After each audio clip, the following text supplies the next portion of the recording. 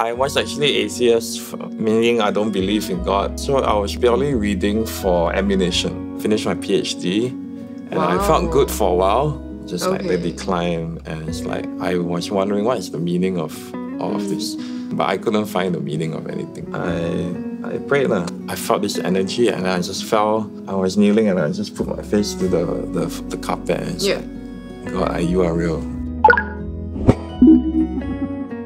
欢迎再次和我们一起生活，一起连接。今天我们有一个特别的嘉宾，就是 Levin。Hi 那这个 Levin 呢，他是按摩牌的 ，OK。所以呢，今天我们这一集呢，等一下我们会转去英文啊，不然的话我们就是鸡同鸭讲，就一个鸡一个鸭。什么是一个鸡一个鸭 ？I have no idea what you're saying, but I agree. 可是如果你是中文派的呢，不要担心 ，OK。我们今天呢，整集都会有那个 subtitles， 就是所谓的字幕，所以你再按一下 CC 的话呢，你就可以看得到那个字幕，这时候就可以按一下，好不好 ？OK， 这时候我们要 Channel 5。OK，come Levin, come tell us about yourself. Share your views about yourself. Hi, my name is Levin. I am currently working for the Salt and Light and Thirst team as the social media strategist. So this question is a friend sent it to us. Why do Christians always say that they are the only way to heaven? Okay, like what is it like always your way or the highway? It's like, oof. Okay, I can feel that when I ask this kind of question, right, Christians start to get a bit uncomfortable already. All the Christians on screen start to feel a bit. But I guess I understand where it's coming from. Like why every time we talk about when Jesus, that he's the only thing. There's no other way that I can get to heaven. Yeah. Yeah, I mean, this is a big question, right? Yeah, and huge. It's something that maybe people will shy away from answering. I think there is a very logical and cohesive way that we can arrive at the answer. That it doesn't have to be scary. It'll probably give people comfort knowing that everything you can think through it and you can arrive at the conclusion that Jesus is the way. That's why my shirt. Yeah. It's not a conclusion that I arrived to easily or overnight. Yeah. But it's something that I both experienced and thought through in order to arrive at the answer that hopefully will help to build people's faith and encourage them to be more public about answering and professing this truth, the truth of Jesus and the truth that Jesus is the way. Yeah. I think this question has a lot of different layers to it. Like there is the only way thing, then there is like what does heaven even mean, right? Like and then Jesus himself is another big question, and then the confidence of the truth. There's another big layer to it. So I think we're going to many different layers. Yeah. So from my own life, I was actually atheist, meaning I don't believe in God at all for about 25 plus years. I think since I can even remember pondering about God. I only became a believer of Christ in 2020, near the end of 2020. Yeah. So, but then because I've led most of my life not believing in God, not believing in Jesus, so I actually totally relate with people who may think that Christians are self-righteous or, why do you think yours is the only way to heaven? Why my way cannot? So I went through these thoughts my whole life. I went out of my way to antagonize Christians, and I read the Bible so that I would know information so I could question Christians and make their faith weaken. And I did this for a long time. I used to take delight in shaking the faith of Christians because I thought they thought they were better than everyone else. So no exaggeration, I have decades of people to be witness to this. This is the truth. I would even venture to say that I went the extra mile to put Christians down, to put it bluntly. So just to assure my position and anyone who is watching that was my history before before learning the truth in a life-changing way. Yeah.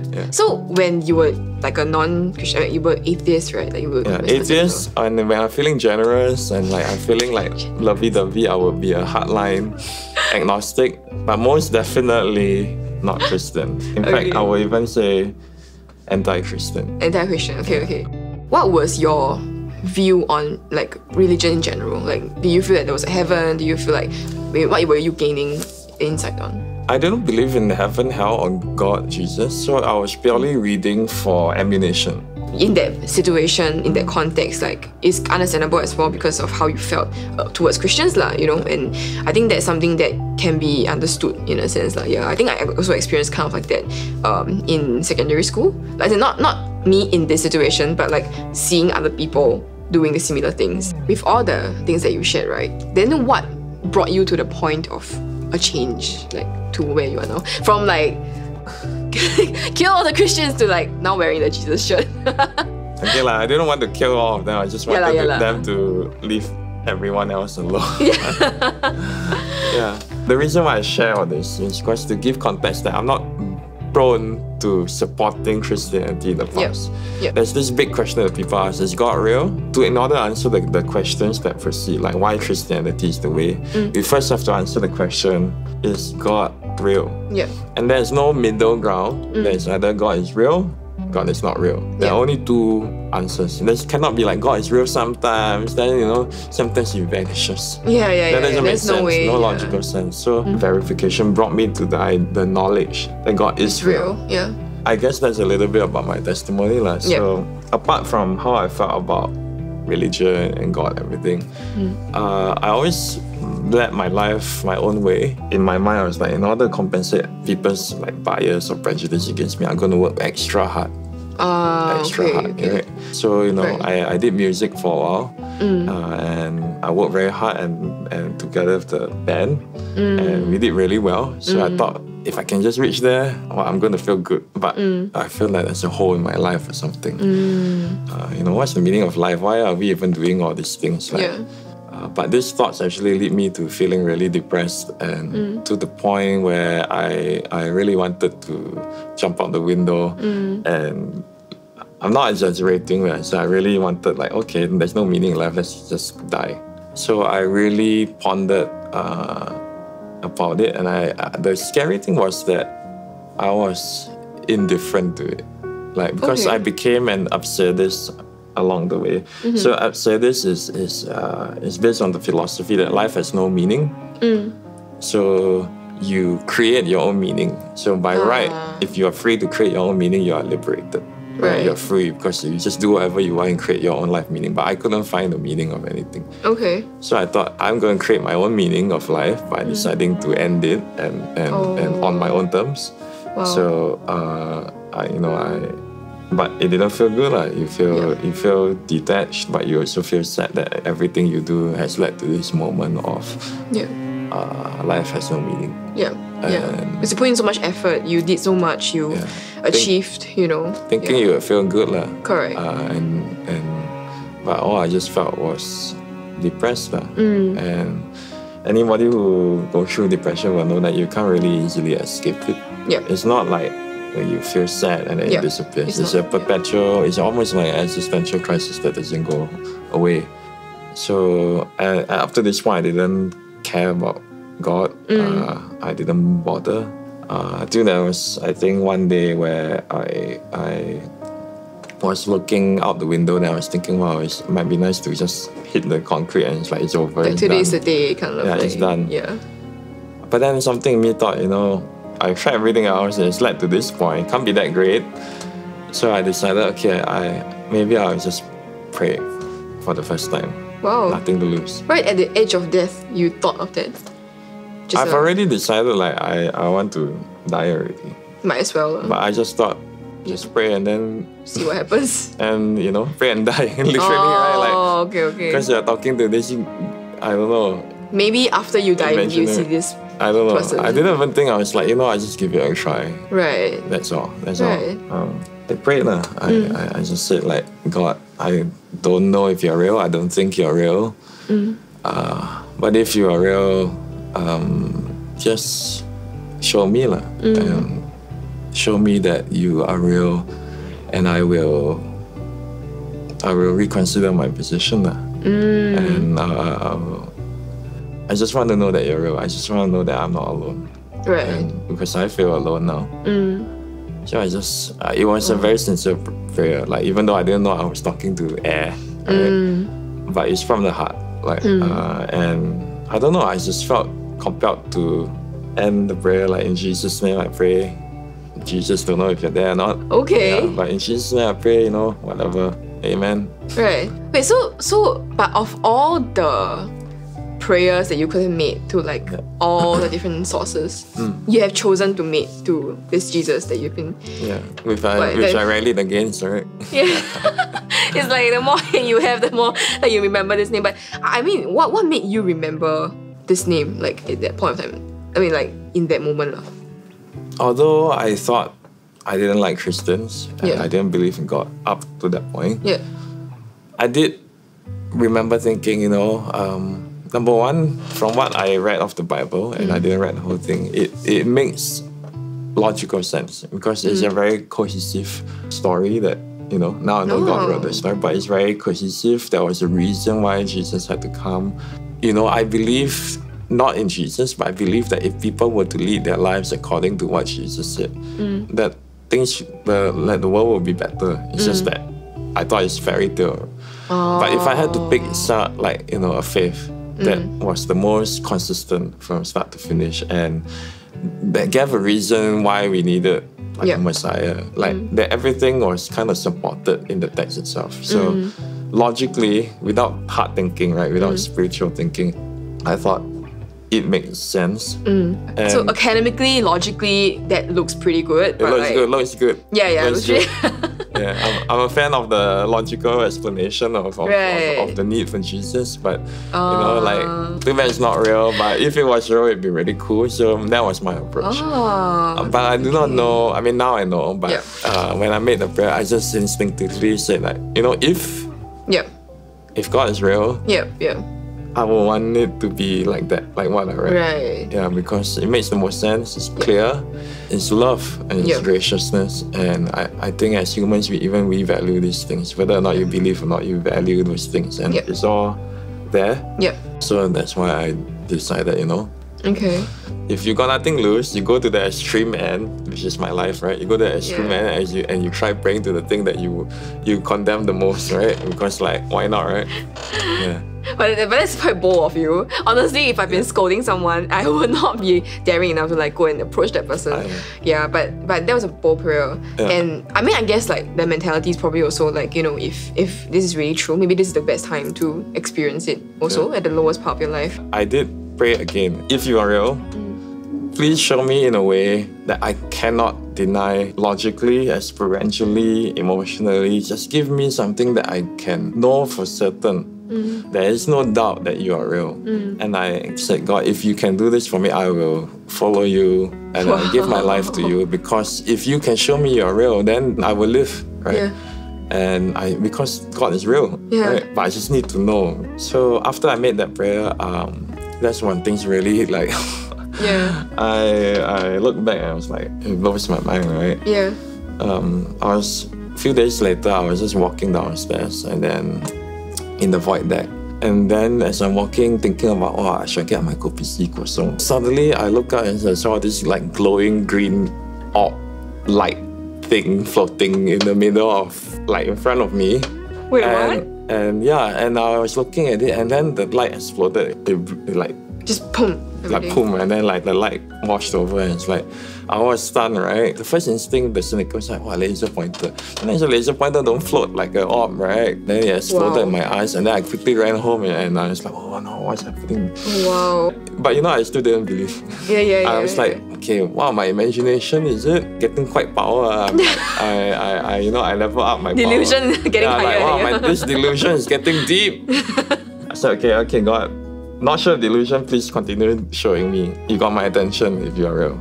A few days later, this is within a week, right? A few days later, I'm downstairs again in the void deck.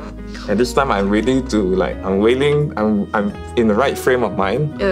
So I'm going to eliminate imagination. I just need something that would beyond the mind, beyond the eyes, right? So I walk, and halfway when I'm walking, just very, very suddenly, I felt like this electric rain thing fall onto me. It felt like static energy, but like rain. And then it landed across my whole body. Wow. To the point, I walked and then I froze because why? Then I look up and the ceiling is like this, right? It's the void deck. It's like, wow, it's not raining. It's not rain. Nope, definitely not rain. It's not rain. and I just felt this static thing going through my hand, and I was initially shocked. So immediately I turned around and ran home. And I started crying as I was walking home because I was saying to myself, what's happening? I don't understand this. I'm not just seeing this, I physically felt it. I felt it. I went home, I was in my living room, so in the physical space. And then I said, God, I think you are real, right? And that's when I saw a vision of this man in a white robe in front of me. He was in the cave. I don't know, the scene changed into like a cave. Wow. And then I just felt that I should go to him. Right. So I went to him, and then he just looked. He put his hand in this like flowing, like river of water. At that time, I didn't read the Bible, by the way. Oh wow! So he put his hand and took out, and it was like liquid, like flowing from his hand. And then he held out his hand to me, as if inviting me to touch it, touch his hand, the light. So physically, with my body, right, I lifted up my hands and I touched what I saw. And the moment I touched it, I felt a hand touched the right on my shoulder. And then I felt this current of electricity running. Similar to the rain, kind of like power. Stronger. It's like coursing through my body. Yeah. And then I felt my spirit or whatever. Now I know it's spirit. At that time, I was like, my mind. What is this? Yeah, correct. I felt it lifted up at a high speed through like a tunnel. And I'm still sitting in my living room, but I just feel myself going up. Wow. The room, the lights changed into this like flickering blue, like pulsating light. Okay. And I was like, it's in your room? In my living room, yeah. Wow. And I was like so confused, right? Like, and then I stopped moving, and then I came upon this form that looked like a heart shape when the first time I saw it, but it's blue, right? And it was like arched all the way up. Yeah. And I felt very small, but I didn't feel afraid. Okay. I thought it's a heart shape. Then I looked, and it's like, no, that's not a heart shape. That's actually the silhouette of an angel with folded wings. Ah, okay, the wings, okay. And then I look at it, and it's like, I'm seeing this. Yeah, yeah. And then I felt this energy, and I just fell. I was kneeling, and I just put my face to the carpet, and it's like, God, you are real. Jesus is real. Yeah. And I just repented for everything. I just said, like, I'm sorry. My whole life I didn't know about you, and you showed me in a way that I can't deny. I can't deny. Yeah. And I said, I'm sorry, God, and I promise you that I would follow you in the future, and I will live up to that promise, and I give my life to you because you showed me that there's no doubt. Yeah. And that's when I prayed, like, God, I don't know any Christians. I don't think they really like me. Long story short, like, I would pray, I'll see something. Next day, somebody comes up to me and repeats the same vision back to me, right? Or I would be praying, and then I just say, okay, I felt God say, go and tell this person something. Then I'll go tell the person something, and they will exactly that. And 1-2 times is fine. It happens every few days. Yeah. Right? Yeah. And it involves people that are happy to be named, happy to be witnesses. And that's why I realized that when God speaks, and when you found the truth that this is the way God is through Jesus, you can verify it. Yes. It's not just subjective feeling. It's like, oh, I feel God saying this. It sometimes, right? Yes. But often, when God really wants you to know something, He will bring together people, He will give people dreams and stuff. Yeah. And you can corroborate the information in a way that is not subjective, it's objective. Yeah. It's 100% objective. And that's when we move to the next question, like, if God is real, who is God? And which is the way to God? Yeah. And that, hopefully it gives context to where I'm coming from. For sure. I really like one part that you said just now, which is like, there's not an illusion. And I wanted to emphasize a bit on that, because it cannot be an illusion, because an illusion will only make you more confused. Yeah. So if you start seeing images because of you overthink, or like you keep thinking about something and then you just keep going to a spiral, that spiral will not help you to become a better person. That spiral will not make you become more clear about your reality, how you feel, and what you believe in. I think if there is a spiral that can do that, please recommend it to me. I would love to go into that spiral. But the truth is that it doesn't work that way. When you have a mental spiral, like it just makes you worse in a sense. Yeah, and that's something that I want to emphasize, like, because when you encounter the truth, like, you just cannot help but deny that, you know, that this is so amazing and so powerful and so unique. This is an experience that you can never, like, you cannot compare it with anything else. And I think, like, it doesn't have to be like Ning Thunder, like what Levin was experiencing, you know. Sometimes it's just a feeling of warmth.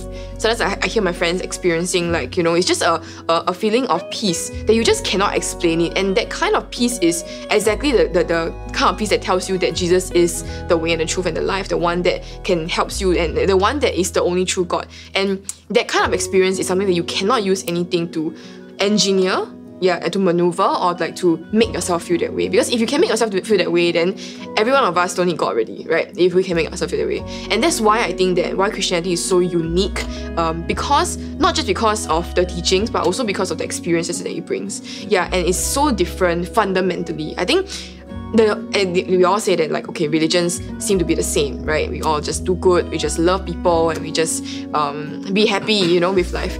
But actually, at the end of the day, like, it is not fundamentally same. It is superficially same, but actually fundamentally different. Like, every faith and every belief, the end goal is a bit different. Some end goal is to attain, like, nothingness.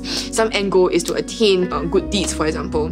But for Christianity, the thing that we are chasing for is Jesus himself, is to know Christ. And that's why we always say that Christianity is not a religion, it's actually a relationship.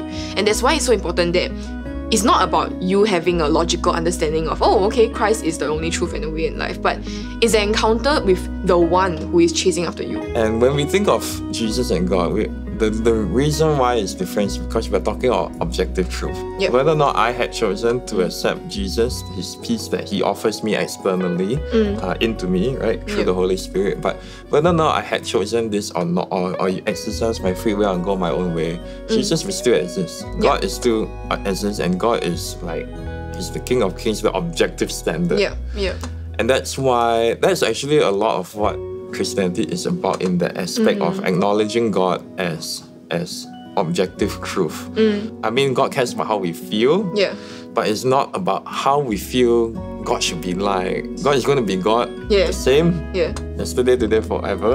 And it's us that understands how God chooses to reveal himself in our objective way. And I came to this conclusion because of experience, and then the experience that when God speaks, like I said, he verifies through, even you try to doubt, even you try to say, oh, maybe I imagined this, maybe this is how I felt, there's still sufficient undeniable evidence, like 3 people coming to you with the same thing, they don't know each other.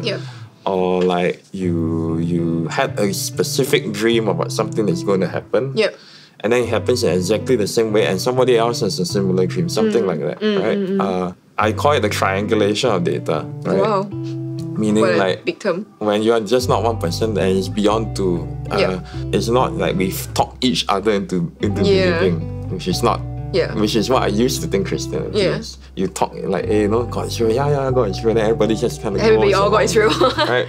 But in this case, certain experiences, signs and wonders, which is why maybe God provides, I'm not sure. But it helps to know what we are having faith in. Because when we have faith, we are saying that this is the truth. If the truth was subjective, it means it keeps on moving. And if it keeps on shifting the goalposts, then what kind of truth is it? You know, like, why will you rest your identity or have your joy in something that keeps on changing? Things will keep on changing in life, but because God doesn't change, that's why we can rest our faith objectively. That can produce subjective, amazing experience, but it's always objective faith. And then the best example I can think of is, now there is water in Levin's cup, right? But if you say that, no, these are just props, like, mine is empty for sure, right? Mine's empty. But he says water, I cannot turn like that. But you cannot see, right? You cannot see from the angle.